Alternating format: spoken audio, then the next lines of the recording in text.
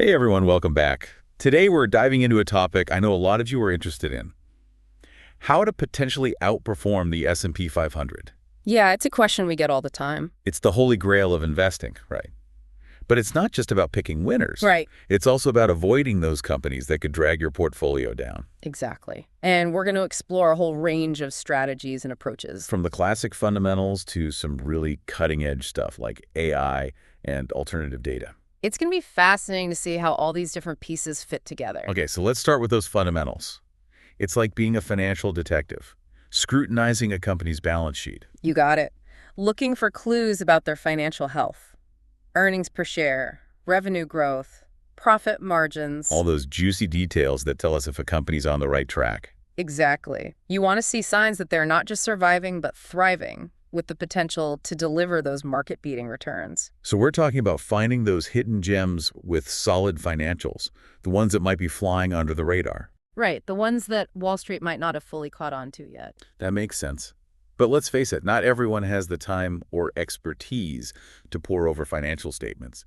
That's where those analyst ratings come in, right? Yeah, those can be helpful indicators. Think of them like movie reviews. They can point you in the right direction. But they're not always right. Definitely not. But they can give you a starting point, especially when you're looking at companies like Meta and NVIDIA. Those were some big winners recently. They were. And analysts were pretty bullish on both, citing their growth potential and innovative strategies. So the analysts got those right. But moving beyond individual stocks, what about those smart beta strategies? Smart beta. It's a whole other way of looking at investing. I hear those terms thrown around a lot. Smart beta factor indices. But honestly, I'm not always sure what they mean. Okay, let's break it down. Imagine a traditional S&P 500 index fund. Like a big basket of stocks, right? Right. And each stock is weighted according to its market capitalization. So the bigger the company, the bigger its slice of the pie. Exactly. Now, smart beta is like creating a custom index with a specific goal in mind. So instead of just blindly following the market, you're strategically selecting stocks based on certain factors. Precisely. Factors like value, quality, momentum, low volatility. It's like filtering the market to find those companies that fit a particular investment style. Right. For example, you could have an ETF that focuses on high-growth companies with low debt. Okay, that makes sense. And what about those S&P 500 ESG indices? I've been hearing a lot about those lately. ESG stands for environmental, social, and governance. It's about investing in companies that are doing good in the world. So it's like a socially responsible way to invest in the S&P 500. Exactly. These indices track companies within the S&P 500 that meet certain criteria related to sustainability and ethical practices. So you can potentially do well while also doing good. That's a win-win. Exactly. And it's a trend that's gaining a lot of momentum. For sure. And then there are those equal weight indices. So in that case, every company in the index gets an equal weight. Right. It doesn't matter if it's a giant like Apple or a smaller company. So it's a way to get a more diversified exposure to the market. Exactly. And it can potentially reduce the risk associated with being over-concentrated in a few large companies. Interesting. Okay, so we've got these smart beta strategies using factors and weighting methods to potentially outperform the market. It's all about finding those little edges, those subtle ways to tilt the odds in your favor. Love it. But shifting gears a bit, what about focusing on specific sectors? Can that help us beat the S&P 500?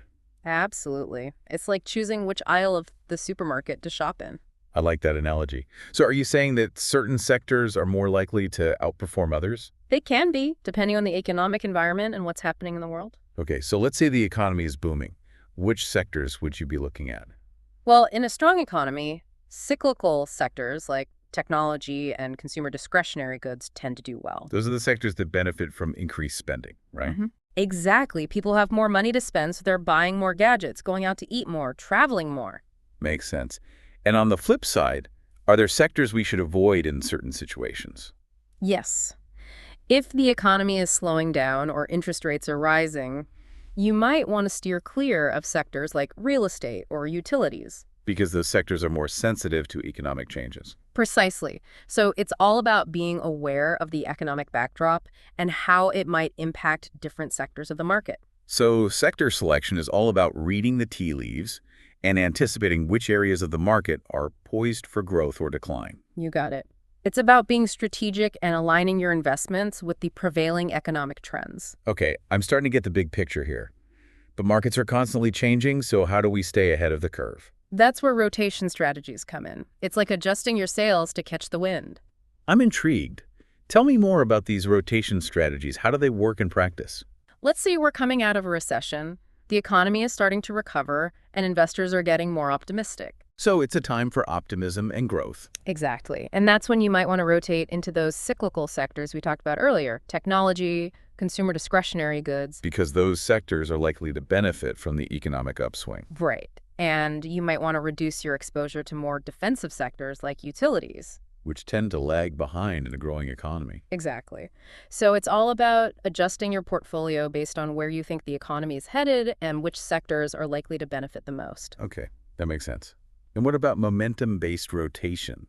That sounds like a high-speed chase after those hot stocks. It can be. Momentum investing is all about identifying stocks that are already on the move, those that are showing strong upward trends. So you're trying to ride that wave of momentum for as long as it lasts. Exactly. It's like catching a rising tide. But you also have to be careful not to get caught holding the bag when the momentum fades. Right. It sounds exciting, but also risky. You need to know when to jump on and off that wave. Exactly. It requires careful analysis and risk management. You don't want to get caught in a rip current. Great analogy. Yeah. Now, this is where it gets really interesting for me. What about using alternative data and AI to outperform the market? This is the cutting edge. AI is changing the game in so many ways, and investing is no exception. Okay, now we're talking next level stuff. What kind of alternative data are we talking about? Think about all the digital breadcrumbs we leave behind every day. Social media posts, online search trends, even satellite images. Wow. So it's like using big data to get a glimpse into the future of the market. In a way, yes. Some funds are using AI to analyze these massive data sets, looking for signals that can predict stock performance. That's incredible. It's like having a crystal ball powered by algorithms. It kind of is, and it's giving these funds a real edge in the market. I can see why. So AI is like a superpowered analyst, crunching numbers and spotting patterns that humans might miss. Exactly, and it's only going to get more powerful as the technology advances. Okay, so we've covered a lot of ground here. Fundamental analysis, smart beta, sector rotation, AI-powered strategies. And we're just getting started. There's a whole other layer to this, the psychology of investing. Right, because even with the best strategies, our own minds can sometimes get in the way. Absolutely. Our emotions, our biases, our fears can all influence our investment decisions. And those can be costly mistakes. So how do we overcome those psychological hurdles and make more rational decisions with our money? That's exactly what we're going to explore in our next segment. I can't wait. Stay tuned, everyone, because this is where it gets really interesting. We'll be right back after the break. You know, it's funny, when we talk about all these strategies, sometimes it can feel a little bit intimidating. Right, like you need to be a Wall Street whiz to even have a chance. Exactly. But here's the thing. You don't need a fancy degree or a team of analysts to tap into some of these powerful approaches. Okay, now you've got my attention. So what are some options for regular investors like me? Well, think about those factor-based ETFs we discussed. Oh yeah, the ones that focus on specific factors like value or growth. Exactly. They're a great way to implement a sophisticated strategy without having to do all the heavy lifting yourself. So it's like a shortcut to smart beta investing. Exactly. You're essentially buying a basket of stocks that have already been pre-screened based on certain criteria. That makes a lot of sense. Yeah. And are there other options for those who maybe don't want to do any of the stock picking themselves? Absolutely. Actively managed funds are a popular choice. Think of it like having a personal chef for your portfolio. Okay, I like that analogy. So instead of cooking up your own investments, you're hiring someone else to do it for you. Precisely. These funds have teams of experts who are constantly researching, analyzing, and making investment decisions. So you're paying for their expertise and hoping they can outperform the market. Exactly. But of course, there's no guarantee of success. Active management comes with its own set of risks and fees. Right, there's no free lunch in investing. But I guess the big question is, do these active strategies actually work in the long run? Can anyone truly consistently beat the market? That's the million-dollar question, isn't it? It's a debate that's been going on for decades. So what's the answer? Is it even possible? Well, it's definitely challenging. The market is incredibly complex and unpredictable, influenced by so many different factors. Like what? Oh, everything from economic data and geopolitical events to investor sentiment, and even just random So chance. you're saying there's always an element of luck involved. Absolutely. But that doesn't mean skill and strategy don't play a role. There are certainly skilled investors and fund managers who have demonstrated the ability to outperform over the long term. Okay, so it's not impossible, but it's definitely not easy either. Exactly. And I think it's important to have realistic expectations. Outperforming the market shouldn't be viewed as a guarantee, but rather as a challenging goal that requires careful planning, research, and a willingness to adapt. And probably a bit of luck too. Well, yeah, a little bit of luck never hurts. But I think the key is to focus on what you can control. Choosing a sound strategy, managing your risk, and staying disciplined. And speaking of risk, I imagine any strategy aimed at outperforming the market comes with its own set of risks, right? Absolutely. It's like climbing a mountain. The higher you climb, the further you can fall. So the potential for greater rewards often comes with greater risk. Exactly. And that's why it's so important to understand your own risk tolerance. Risk tolerance, what does that mean exactly? It's basically how much volatility or potential for loss you're comfortable with in your investments. Ah, okay. So some people are comfortable with a wild roller coaster ride, while others prefer a more gentle carousel. Exactly. There's no right or wrong answer. It's all about what aligns with your individual comfort level and financial goals. Right, because losing sleep over your investments is never a good thing. Definitely not. And that's where working with a financial advisor can be really helpful. They can guide you through a risk assessment process and recommend strategies that are appropriate for your situation. So you're saying it's not a DIY project. Sometimes it's good to get some expert help. Exactly. Especially when you're dealing with complex strategies and potentially higher levels of risk. Now let's talk about those pesky fees. I have heard that actively managed funds can eat into your returns. That's true. Active management often comes with higher fees than passive management. Can you explain why that is? What makes these funds more expensive to run? Well, remember those teams of experts we talked about, the ones who are doing all the research and analysis and making trading decisions? Right, the personal chefs of the investment world. Exactly. Their expertise comes at a price. All that research and trading activity drives up the operating costs of the fund. And those costs are then passed on to the investors through higher fees. Precisely. So it's important to weigh the potential benefits of active management against the costs. So if a fund is charging higher fees, it better be delivering some serious outperformance. Exactly. You want to make sure you're getting your money's worth. If the fund's performance is only slightly better than the benchmark, those fees can really eat into your returns. So it's not just about picking a strategy and hoping for the best. You really need to do your homework and understand the fees involved. Absolutely. And that's where resources like Morningstar and Seeking Alpha can be really helpful. They provide in-depth analysis of funds, including their performance, fees, and risk profiles. That's good to know. It sounds like knowledge is power when it comes to investing. The more you understand, the better decisions you can make. Exactly. And remember, investing is a journey, not a destination. It's about continuously learning and evolving your approach over time. Speaking of learning, we've talked a lot about the downsides of trying to outperform the market. The risks, the fees, the expertise required. But let's flip the script for a moment and talk about the potential advantages. Why do some investors choose to go down this path, knowing it's a challenging one? That's a great question. And there are some compelling reasons why investors might choose to pursue active strategies, even with the challenges involved. Okay, give us some reasons to be optimistic. Why bother trying to beat the market when you can just coast along with an index fund? Well, for one, there's the potential for higher returns. Remember those success stories we discussed? NVIDIA, Meta, those companies delivered incredible returns for their investors. So you're saying that while it's difficult to consistently beat the market, it's not impossible. Exactly. And for some investors, that potential for outsized returns is worth the extra effort and risk. Okay, I can see that.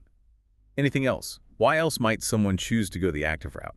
Well, another advantage is that active investing can give you a sense of control over your investments. Control, how so? Instead of passively riding the market, you're making conscious decisions about where your money goes. You're choosing specific companies or sectors that you believe in. So it's more than just making money. It's about aligning your investments with your values. Exactly. It's about having a say in how your money is being used in the world. I like that. It adds a whole other dimension to investing. Absolutely. And for some people, that sense of purpose and alignment is really important. Makes sense. Are there any other potential advantages? Well, some people find active investing to be intellectually stimulating. Really? How so? It requires constant research, analysis, and decision making. So it's like a challenging and engaging puzzle. Exactly. And for some investors, that's part of the appeal. They enjoy the process of learning about companies, analyzing trends, and trying to outsmart the market. Okay, so we've got the potential for higher returns, a sense of control, and the intellectual challenge. Those are some pretty compelling reasons to consider active investing. They are. But as we've discussed, it's important to weigh those potential benefits against the risks and costs involved. Right. It's all about finding the right balance for your individual situation and goals. Exactly. There's no one-size-fits-all approach. The key is to carefully consider your options and choose a strategy that aligns with your circumstances. And to remember that past performance is not a guarantee of future results. Absolutely. The market is constantly changing, and what worked yesterday might not work tomorrow. So flexibility and adaptability are key. Exactly. You need to be able to adjust your strategy as the market evolves. Okay, so we've covered a lot of ground here. We've talked about the pros and cons of active and passive investing, the risks and fees involved, and the importance of understanding your own risk tolerance. And we've only scratched the surface. There's a whole other layer to this, the psychology of investing. Oh, right. We were going to dive into that next, because even with the best strategies in the world, our own minds can sometimes lead us astray. It's true. Our emotions, our biases, our fears can all influence our investment decisions, often in ways that we're not even aware of. And those can be costly mistakes. So how do we overcome these psychological hurdles and make more rational decisions with our money? That's a great question, and it's something we're going to explore in more detail in our next segment. Okay, so we've explored strategies, we've dug into risk, but now let's get into the really fascinating part, the psychology of investing. It's kind of like there's a whole other game happening up here, right? Inside our heads. Yeah, exactly. It's almost like we have these inner saboteurs when it comes to money. Oh, absolutely. Even with the best laid plans, our emotions can sometimes trip us up. So tell me more about these inner saboteurs. What are some of the psychological traps we need to be aware of? Well, let's start with something called confirmation bias. It's this tendency we have to look for information that supports our existing beliefs. So like, if I'm convinced that a certain stock is a sure thing, I might ignore any negative news or warnings. Exactly. You're basically filtering out any evidence that contradicts your viewpoint, even if it's valid. Ooh, that's dangerous. I can see how that could lead to some bad decisions. Definitely. Especially when you're trying to beat the market. You need to be objective and consider all the angles. Okay, confirmation bias check. Yeah. What other biases should we be on the lookout for? Another big one is loss aversion. Loss aversion. Yeah, it's basically our tendency to feel the pain of a loss much more strongly than the pleasure of an equivalent gain. So it's like we're wired to avoid losses at all costs. Pretty much. And that can make us hold on to losing investments for way too long, hoping they'll bounce back. Even when it might be smarter to just cut your losses and move on. Exactly. Loss aversion can really cloud our judgment and prevent us from making rational decisions. Okay, confirmation bias, loss aversion. Any other mental traps we should be aware of? Well, there's also the herd mentality. Ah, yes. The FOMO, the fear of missing out. Exactly. It's our natural instinct to follow the crowd, even when it might not be in our best interest. So like if everyone's buying a certain stock, we might feel pressured to join in, even if we don't really understand why. Right. And that can lead to buying high and selling low, which is the opposite of what you want to do as an investor. Ouch. Not a good strategy. So we've got confirmation bias, loss aversion, and the herd mentality. It sounds like our own minds can be our worst enemies when it comes to investing. Sometimes, yes. But the good news is that just being aware of these biases is a huge step in the right direction. So awareness is key. Like if Mhm. we can recognize these patterns in our own thinking, we can start to make more rational choices. Exactly. It's about taking a step back and asking yourself, am I making this decision based on sound logic, or am I being swayed by my emotions or what everyone else is doing? Right. It's like having an internal check and balance system. Exactly. And it can also be helpful to develop a systematic approach to investing, a set of rules or guidelines that you follow consistently. So instead of making impulsive decisions based on gut feelings, you're creating a framework for making more objective choices. Precisely. This can help to minimize the influence of emotions and biases, leading to more disciplined and hopefully more successful outcomes. That makes a lot of sense. It's like having a roadmap for your investments, so you're not just wandering around aimlessly. Exactly. And another important thing is to be patient. Investing is a long game. Yeah, it's not about getting rich quick. Right. It's about making smart decisions over time and letting your investments grow steadily. So patience and discipline are essential. Absolutely.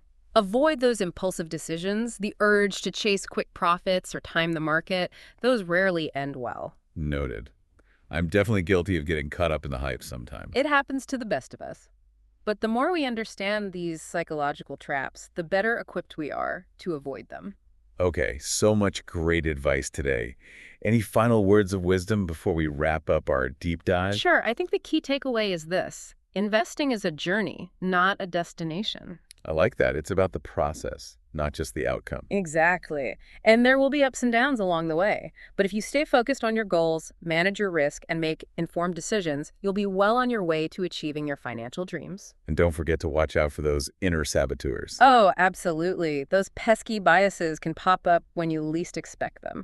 Well, this has been an incredibly insightful conversation. Thank you so much for sharing your expertise with us today. It's been my pleasure. I always enjoy talking about this stuff. And to all our listeners out there, thanks for joining us on this deep dive into the world of S&P 500 investing. We hope you've learned some valuable tips and strategies for potentially outperforming the market. Remember, this is not financial advice. Always do your own research, seek guidance from qualified professionals, and make investment decisions that align with your individual circumstances and goals. Right. It's your money and your future. So make sure you're making informed choices. And most importantly, enjoy the journey. Investing can be challenging, but it can also be incredibly rewarding. It's all about finding the right approach for you and sticking with it. Well said. Thanks again for joining us, everyone. We'll see you next time on The Deep Dive.